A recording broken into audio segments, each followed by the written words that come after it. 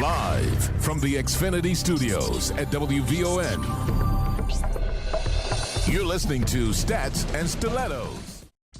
All those highlights were courtesy of Fox Sports and CBS Sports. The NFL divisional playoffs were pretty wild this weekend, and it was very much entertaining and gives us a lot to talk about tonight here on Stats and Stilettos. Good evening, everybody. I'm Farouk Basir. I'm Maya Kai. And we will most definitely be covering all of that here coming on in the show tonight. Our phone number here at the station is 773-591-1690. That's 773-591-1690. Give us a call. I know a lot of you out there checked out all, if not most of those games this weekend, and it was very, very entertaining. So if you want to make a comment about anything you saw this weekend, give us a call at that number, 773-591-1690. You can also listen online at WVON.com. Go there and click on the iHeartRadio app and get some crystal clear WVON in your ear. And you can also follow the show on Twitter at Stats Stilettos. I think that was the best football game I've ever seen. I don't mean to be exaggerating or getting into hyperbole and all that stuff, but you're exaggerating. No, it was good. No, honestly, that's playoff football at its finest. Yeah. The storylines were there, from Ray Lewis to, Peyton Manning, his comeback after his injury and taking Denver where he did. There was a lot that went on in that game. Let me just start with saying this. I like to give people credit when I tend to discredit them, and they do something that I think is exceptional. Jim Caldwell, who was fired from the Colts, obviously, before Pagano took over, he was there for 2 years, was a god-awful head coach to me in Indianapolis. He took over last week as the offensive coordinator for the Ravens because they fired their former one. Mm-hmm. I think he called a phenomenal game against Denver. He did everything that was so uncharacteristic of that Ravens offense all season. Like, when did you see the Ravens coming out the gate throwing the ball down the field? I mean, they had such a good mix of the run pass. It was just he you know what? And this is my point about Lovie Smith. Exactly. Some people are better suited at what they do best, like Lovie's a defensive guru, and I think he's lost that step because he's trying to be a head coach. Caldwell, I think, he shined again as an offensive coordinator. We are playing the music tonight of all four of the representatives in the AFC and NFC title game, so that was some San Fran, Sly Stone right there. Okay, so Stats and Stilettos. What you should have played with that was Journey, because they're from San Francisco. Don't Stop Believing. That would have been appropriate. That would have worked. They're a San Francisco band. Yeah. Sly Stone or Journey. Let me see which one am I going to pick out. Okay, but that's a song. But if you play that song, everybody knows that song because it was a White Sox song. Yeah, right. Okay, exactly. people need to. I love that song. First of all, I love when black people fake like they don't know white music. Oh, and they know a whole bunch. You play something, they be like, oh yeah, I know that. It's like, yeah, I know you know that. So knock it off. You're sitting next to one of the biggest Led Zeppelin fans. No, not bigger than me. me. Whoa, not bigger than me. Not bigger than me. Hold on. Not bigger than me. I got every album on my iPhone No. First of all, I'm older than both of you. That's fine. So that makes me. That's fine. That's what the internet caught us up. That's okay. That gives me more years of love than you have. Just let me say that. All right. The houses of the holy. All right, now. What's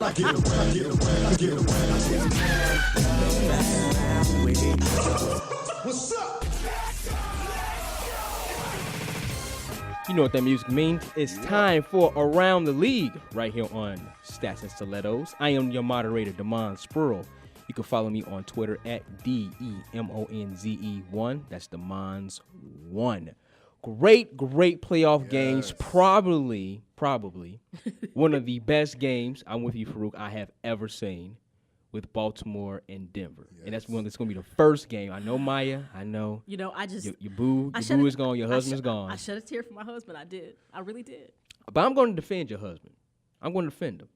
Yeah. So let's go and break down these stats real quick. We got Joe Flacco, 18 for 34, 331 yards, 3 touchdowns. Ray Rice with 131 yards and 1 touchdown. Peyton Manning, 28 for 43, 290 yards, 3 touchdowns, 2 interceptions. And Brandon Stokely was a receiver on one of those touchdowns. We had 27 yards receiving. Now, I know a lot of people blowing up Twitter. Blow it up? Mainly Skip Bayless. Brainless. Yes, there you go. That's another one. Claiming that Peyton Manning is, yes, the greatest quarterback in the regular season, but in the playoffs, he stinks. Yes, granted, his record is not that great in the playoffs. It's not. That's just fact. But I'm going to say this right here. He didn't lose them that game. He helped, but Mr. Champ Bailey. Dude, he got Chump Bailey right about now. toasted. That was one of those That defense adjustments gave up coming on out of halftime that should have been made and it wasn't, which made no sense because that was 2 touchdowns right there that they gave up. That he just was not able to keep up with his younger counterpart. And it took until the fourth quarter before he had the realization that I need to bump him at the line of scrimmage, or at least, knock him off his route. Because once he gets ahead of me, I can't keep up. It took the fourth quarter for that to become kind of the solution to the problem, and eventually it began to work. But at that point, they had given up too much. The downside to that was, you're right, this was a collective loss. Doomerville and Miller did not show up. They put no pressure on Joe Flacco, and that was a key thing that needed to happen. So it was a collective loss. And, and the one thing I said, if you followed me on Twitter, this was going into, I want to say, it was maybe like it was like the beginning of the fourth quarter. It was the only turnover that the Ravens had. It was a fumble. And I flat out said, if Denver fails to get a minimum of 3 points from this turnover, they will lose this game.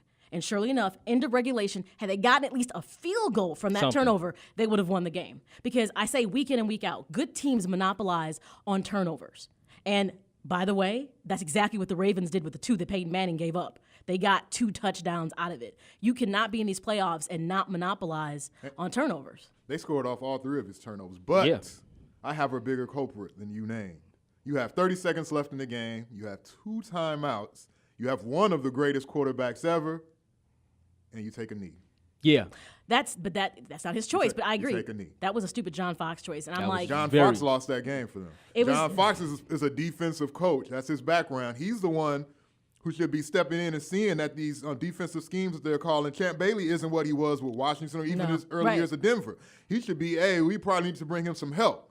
And then when they do decide to bring him some help on the play where Jacoby Jones caught the touchdown, that was ridiculous. The safety's playing in the middle of the field on What are you doing? But why would they be throwing the ball in the middle of the field on a play like that? The safety should be toward the sideline. Right. And the other thing, too, remember I said when the show started that I had to give Jim Caldwell props because he called a game that he's not, to me, called all year for the Ravens. They came out the gates throwing the ball down the field. That's the first exploitation of Champ Bailey that happened in the day. He smelled blood and he went did. And they realized the other defensive woe that Denver struggled with all season was the fact that they can't cover the middle of the field when you talk about tight end action. So hence, they exploited that all throughout the game, getting them that short yardage that would get them, even though the Ravens didn't do good in the red zone. They actually performed very poorly. But overall, they did enough to keep them in the game. And that was, at the end of the day, I shook my head. I just said, this is a loss that shouldn't happen. But it was Denver's game to lose, and they lost it. They lost it. It was their game to lose. Peyton Manning put them in a position to win. You do not give up a 70-yard touchdown with 38 seconds left.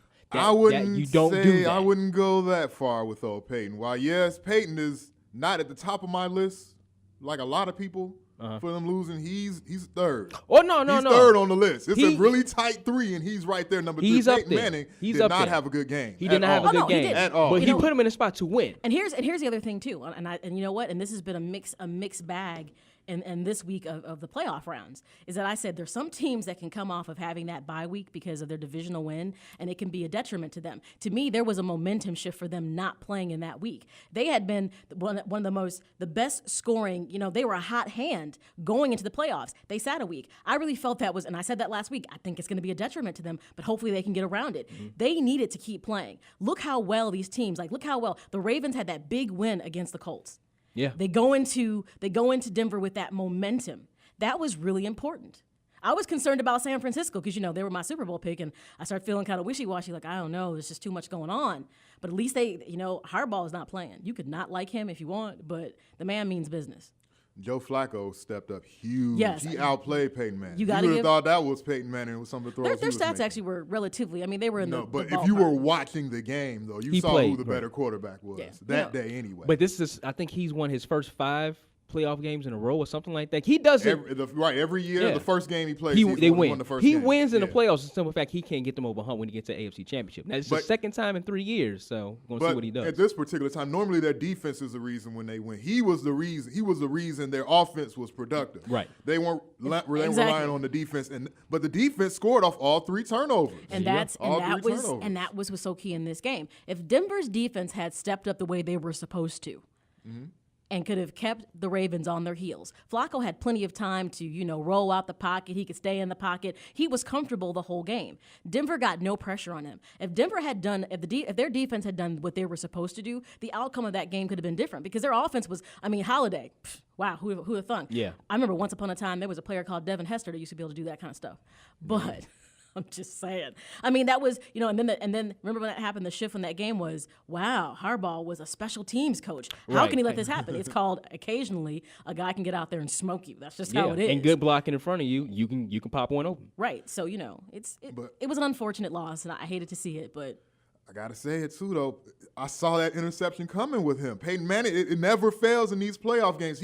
While he wasn't the main reason that they lost, it really, if you just take a step back, you can kind of see how somebody would say that. I'm not dissing anybody for saying that. If people want to say that he's the reason they lost, that's okay. That's fine with me because I can see that. Because all the plays he didn't make, and that interception killed them. Why is he rolling and throwing across the field? When does he start? When did he start rolling? Right. Well, across the field? When does he do that? that was a poor, Right. that was a poor mental mistake. That fellow last week who thinks that people who make millions of dollars don't make mental mistakes. Right. That was an example of how a mental mistake can be made. Yeah. But the reason I'm willing to say it isn't just him, and I'm not being a favorite to that, is that there was just so many things. Well, the Champ Bailey thing was really high on my Yes. list. It was a collective loss. That poor adjustment just didn't make any sense. And the fact that they didn't get any pressure from their front four. That was a good example of watching the 3-4 in action. And for everybody who is a Bears fan, because they did some mixing of the 3-4, if you're a Bears fan and you clamor for that, which I do step back and say, ooh, personnel. Oh, yeah. Because that's really big with the 3-4 is the personnel that you have, because those three floating in the back have to be exceptional at what they do. We don't have that right now. No, we don't. Ray Lewis. That spirit of team Ray. is on an emotional high right now. And that's the other thing too. That emotional high, like Ray Lewis had a penalty where he it was defensive Holding, yeah. But you know what? But it was a smart play because he realized if I don't get this penalty, he's gonna break out and get more yardage. I mean, it was just a smart play that made sense. For what it's worth, good luck to him. If go out on a high if you can. We're taking your call, 773-591-1690. What are your thoughts on the playoffs? We're going around the league. Andre. How you doing? Pretty good. Great. I'm pretty much shocked the way you guys are reacting to the Denver loss. They haven't beaten anybody all season. I mean, they play in the AFC West. They beat the Raiders twice. They beat Kansas City twice. They beat San Diego twice. They beat Tampa Bay. They beat Pittsburgh the first game of the season. They beat a New Orleans team that didn't have their head coach. And then they lose to Houston, Atlanta, and they lose to the Patriots. Oh, Andre, I'm right there with you. Who they beat? Which those three losses came at the beginning of the season, Andre. Those were like, this is a new team for Peyton Manning, a new offense being put together. So those three losses were not exactly, unfortunately for them, they had the hardest part of their schedule. Wait a minute, they had their hardest part of the schedule at the very beginning, whereas by the time they got momentum and found some balance, they didn't have, here's the bottom line. You're supposed to beat the teams that you should. You shouldn't lose the teams that you should beat. And they accomplished that task. I don't think we're all sitting here saying, Denver is like the end all to be all. We're talking about how they made mistakes that cost them to advance in the playoffs is what we're talking about. Yeah, but they've been a paper lion, like I said before, the whole season. Oh, Andre, I made that argument a couple of weeks ago. The Little Sisters of the Poor. I made that argument a couple of weeks ago on the show, Andre. I'm right there with you, but I think what we're kind of saying right now is the game has so many twists and turns. Denver was a heavy favorite. They're a 9-point favorite in that game. So I don't see how that could have been. But they beat Baltimore a couple of weeks ago by 20 points. I think that's how they did that. Exactly. But, they beat a banged-up Baltimore team a couple of weeks ago. But here's the thing, Andre. A lot of people are banged up. A lot of teams are banged up right now in the playoffs. So that can't be the reason that you say a team beats another team, because every team is dealing with injuries. Period. And Dre, you got to think about it. 4 of their defensive starters.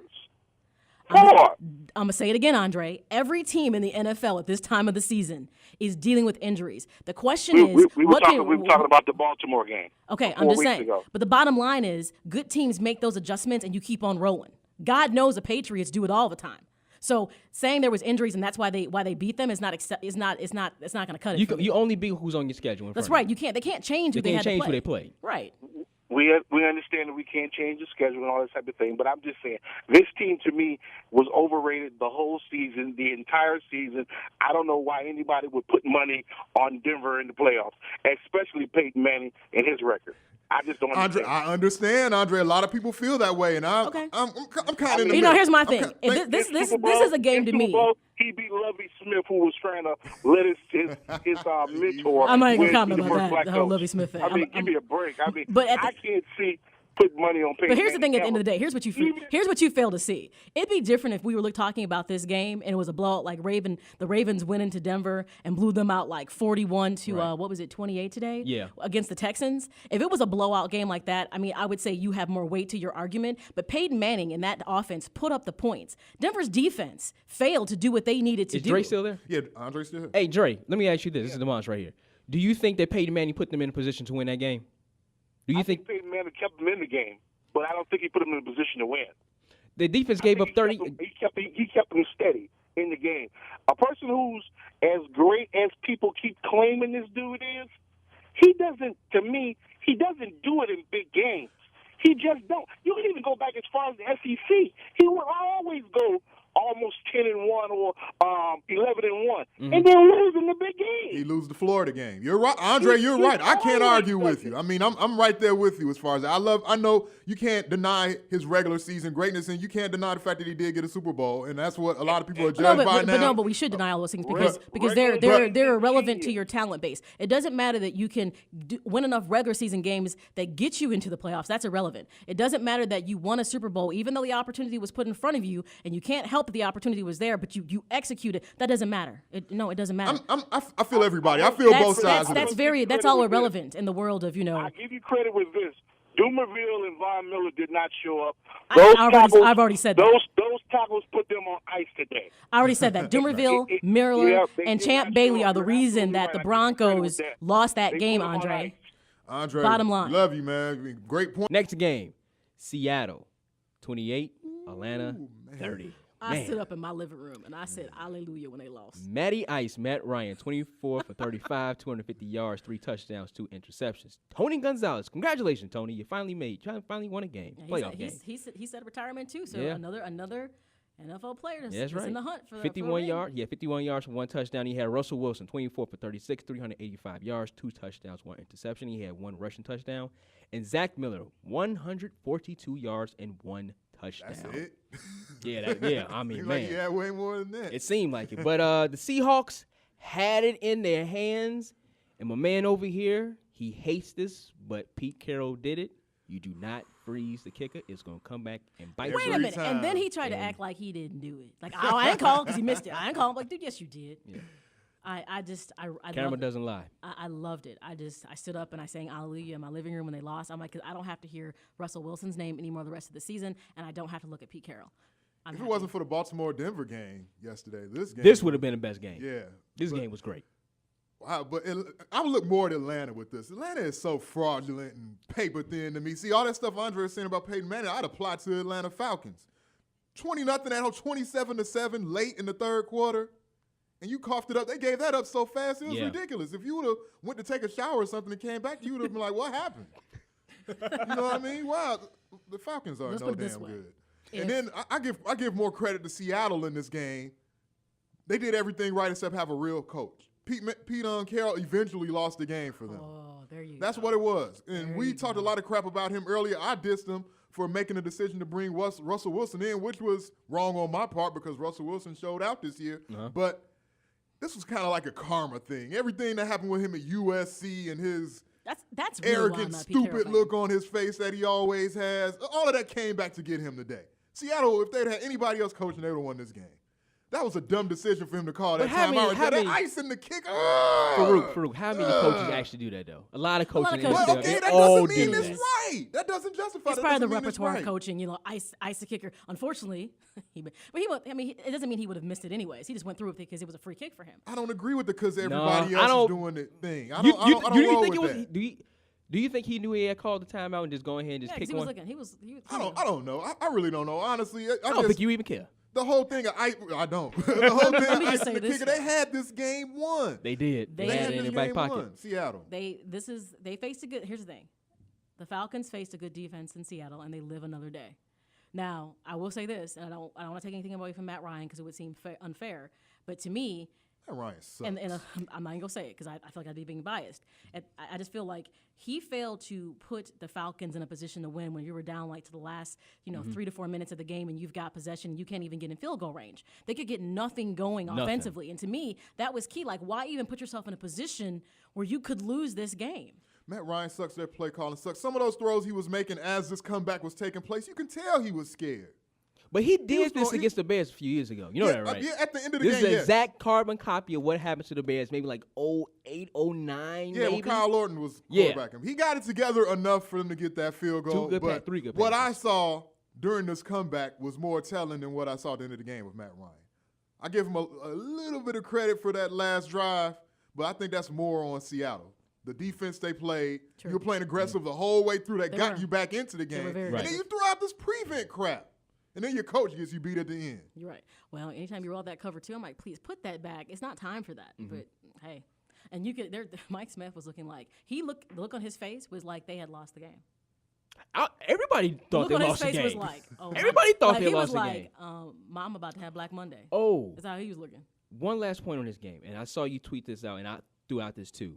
You're indoors. Oh, yeah, we didn't even get to this. It's a 60-plus yard field goal. Who cares? Kick the ball. I don't know what the averages are, but I think you might have a better chance just off somebody's legs inside in a dome than throwing up a Hail Mary. It would have been a 65-yard attempt. You had no elements working against you in this game. 55 was his longest. That was on record. Your season is on the line. The ball. I don't disagree because I was kind of shocked they didn't kick it. I agree with you. Being that it's in the dome, you have fixed sets of elements. You don't have to worry about the wind or any of that kind of stuff. And his longest was 55. Ryan Longwell, the kicker, who we're talking about. Former Green Bay kicker. I just knew they were going to kick it. I just knew they were going to kick the. I just knew they was going to kick the field goal. It was like, what are you doing? What are you doing? Why are you throwing a Hail Mary? You got a better chance, but. I mean, Pete Carroll, hey. Well, as it stands, the Falcons get to keep flight one more week. Flying. Falcons are flying on to the NFC Championship. Welcome back to Stats and Stilettos. Got a comment? Call the show 773-591-1690 or leave a comment on our Twitter page @StatsStilettos. That was Barry Larkin on Baseball Tonight earlier this week with the stunning to most, surprising to a lot. I was surprised, but I was very happy about the announcement that no one will be inducted into the Baseball Hall of Fame this coming summer. The steroid era, the baseball writers have spoken, and they say, no Hall of Fame for you. It hasn't happened since 1940? Yeah, it's been forever. It's been a minute since that has not happened. Huh. Yeah. I don't know if I'm shocked, but I think the conversation has to happen. When is there going to come forgiveness with the steroid era? And I always say that because as fans, I think everyone knew that players were using, but it was good for the game and it drew people in and it was exciting, it was sexy, and people went with it. And you can't tell me that Selig didn't know it either. Everybody knew it. So the question is, how is it that everyone now can be so high and mighty? Were these very same writers, were they beating the dead horse about, we know that Sammy Sosa and Mark McGwire, they only have a home run derby going because, they're roided out. No, nobody was writing or talking about that. And it was obvious it was going on. So to me, this seems a little hypocritical. I mean, granted, I think it's been discussed. I think if a player acknowledges that they've done it, move on. They've acknowledged it. They've been accountable for their actions. Move on. Now, if you're someone like Barry Bonds who plans on taking it to the grave, then take it to the grave. But he should never get in the Hall of Fame if he can't be honest about what he did. Admit it and then move on. I think. And asterisk by the numbers that are questionable. That's all. And I'm okay with that. I think that sends a bad message. To who? To your children. I hate when people always use them. My two boys don't play baseball. I'm not worried about it. But this is where it sends a bad message. You telling people all this Cat stuff. Don't do this. Don't do that. Okay, you're telling kids not to cheat and stuff, and then you see, okay, these guys will get recognition. They get glory. For doing the wrong thing. Farouk. So that's one. That's one thing. I have a whole list of things. It is human to error. The That's key not thing an is error. Yes, it is. That's knowingly injecting stuff into your body. That's not an error. It's making a bad choice. Saying it's human to error means you're going to make mistakes. The key is when you make mistakes, what do you learn from it, and can you be honest about it? It's one thing if you keep lying to people and saying, no, I didn't do it. Okay. What you can teach kids is you can make bad decisions, but it doesn't mean you can't find honesty and come clean. Because you know what? Telling the truth is sometimes the hardest thing to do. Why do you think people lie? Because the truth hurts. It's not an error when you knowingly do stuff. It's not a mistake. It's making a bad choice. Decision. So you've never made a bad decision that you've come back to say, I knew that was wrong when I did it, but I did it because, really? Are you that infallible? Really? Oh no, not at all. That's all right, then stop it. But stop it. No, I won't stop it because stop it. This is something that's near and dear to me. I'm a huge baseball fan. Okay, but you know I am too. But we have to keep this real. The very people. My point is this: the very people who were voting on who should go into the Hall of Fame was very aware of the fact that steroids were being used, and they weren't hypocritical when it was good for baseball and it gave them great stories to write about. So don't turn around now because now it's an even better story to write about because now you know people have been using steroids and it's a hot topic and say, oh, but you use steroids. It was good when you were writing a story about it and it was okay. That's why it's a sham.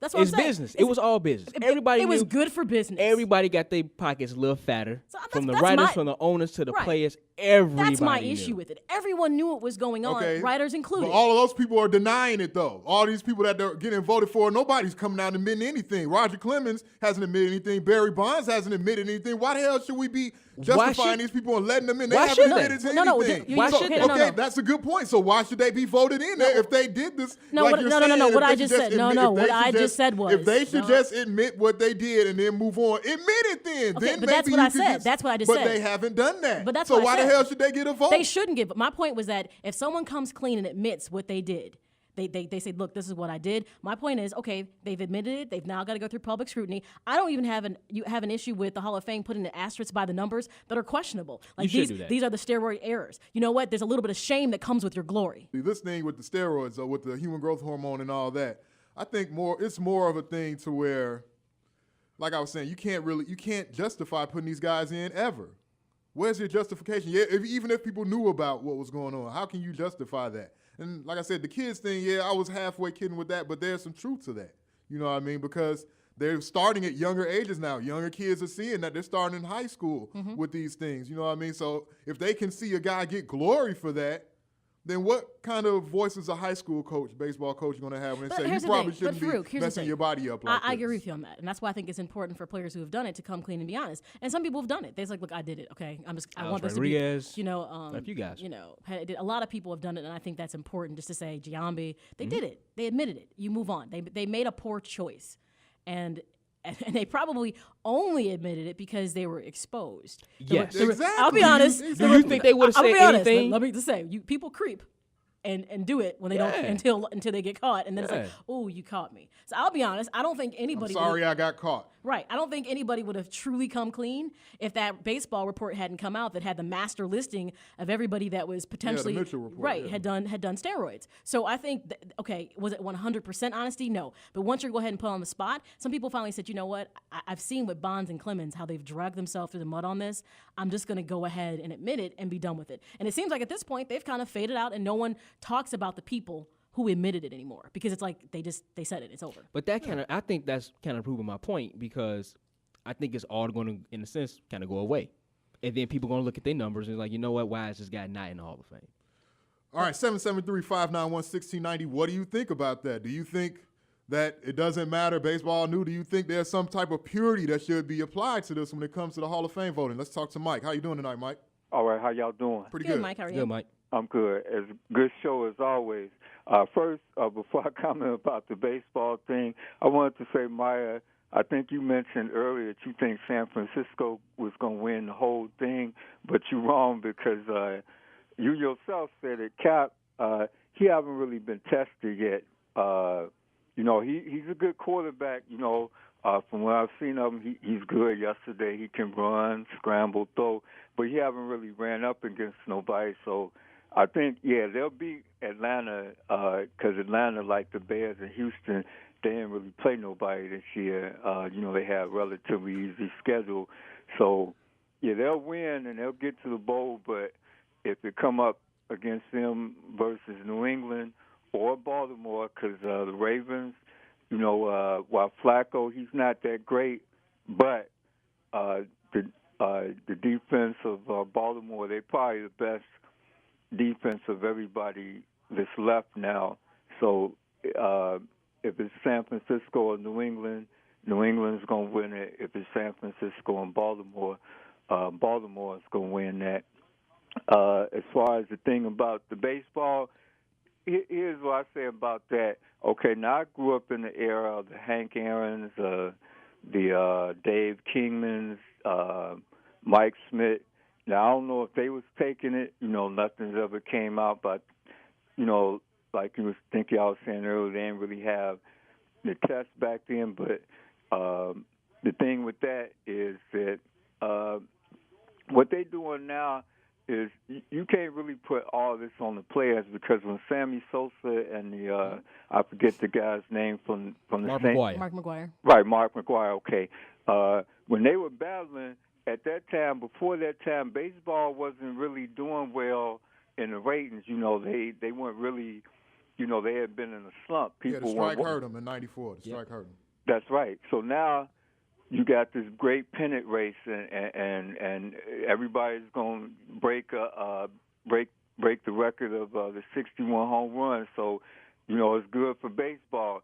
So Bud Selig and them, everybody probably turned their head, because they saying, wow, these guys is probably taking something. But hey, look at the ratings, look at the revenue coming in. So I'm not going to totally put this on the players.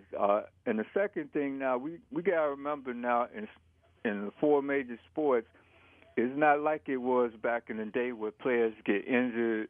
They sit them down, say take some time off, get healed naturally like you're supposed to be, and then we're going to bring you back, and whatever drugs we're going to do are legal. Now these people want these players to come in almost a week after. Look at Rose. People are trying to get Rose back. I mean, personally, like other people I've heard, he should just sit out the whole season, and just wait till next year. But all right, thanks for the call, Mike. We appreciate it, man. I think Mike bring up a good point. He said he was in an era of like watching Hank Aaron play. Them guys was popping amphetamines like M&Ms. Yeah. That's a huge driver in baseball. But how much of that stuff was like literally performance enhancing? While it helped them, that's a lot. Amphetamines, they play 162 games. But compared to what the human growth hormone does, where it makes your eyesight better, different type of coordination things that it does. But I think it's a whole totally different effect. I think stamina with baseball is huge. All right, because it's a long sport. It's a long, drawn-out season. 773-591-1690. Henry. Hey, how you doing, Stats? Yo, Henry, how you doing, Henry? All right, hi, Stiletto. How you doing? And the other gentleman over there. Hey, what's up, Henry? Good. All right, I'm sitting there listening to you guys attack my man Barry Bonds. Barry Bonds, nobody has found anything that Barry Bonds has done. A lot of people don't like Barry Bonds, and they don't know what this young man. Henry, you know about baseball, right? I know you do. Yeah, what did Barry Bonds look like when he was on the Pittsburgh Pirates? What did his body look like? How old was Barry Bonds then? He was in his 20s. Early 20s, probably. Mid-20s. Right, he and what that other kid's name that was with him, the Puerto Rican kid. Bobby Bonilla. Yeah, these cats, they were doing good out there. Okay, but I'm talking about strictly body type, his head and all of that stuff. He looked like a normal person. Then what did he look like around, say, 99 after Mark McGwire and Sammy Sosa did everything they were doing? To the naked eye, it was apparent he used. Come on, Dal. Come on. I mean, if he, I'm like this. You can make accusations on people. And, you're talking about, you asking me to look, what did he look like? Then I understand what you're saying, But if the young man has not been proven to have used any steroids or enhancements, I don't think that this stuff should be thrown at him like that. He should have been in the Hall of Fame. So Clemens should also be there, even though he used it. I don't think that Clemens used it throughout his whole career. But Clemens wasn't found guilty of anything. No, he sure wasn't. Huh? He wasn't found guilty of anything. No, well, I mean, he. No.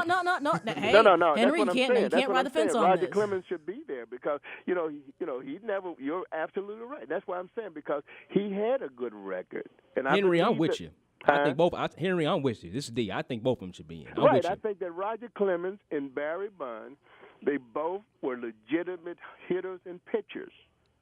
Whether they had enhancements or anything else. Now that's just me.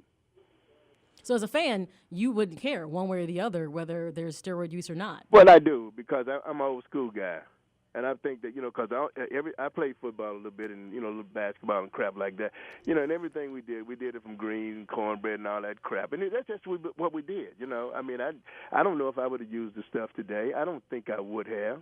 Because I just wanted to beat the guy across from me. I wanted to beat my neighbor, wanted to play good with my boys in the neighborhood. But Henry, if you thought the other guy was across from you was using, you might have popped that. Well, You might have dabbled a couple. Yeah. Well, let me tell you something.